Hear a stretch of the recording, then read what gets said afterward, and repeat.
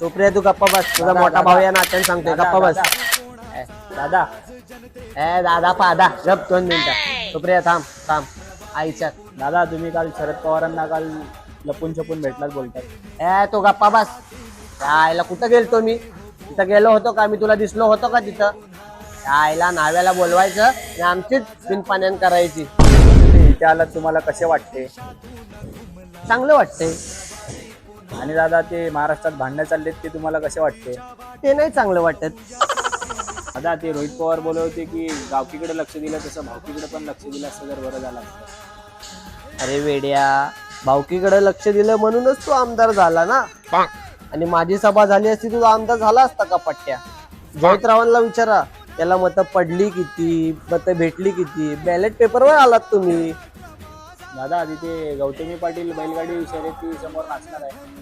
तुला काय प्रॉब्लेम आहे? तुला काय प्रॉब्लेम आहे ते सांग. ती बैलासमोर नाचेल नाही तर म्हशी समोर नाचेल, तुला काय प्रॉब्लेम आहे? राष्ट्रवादी पुन्हा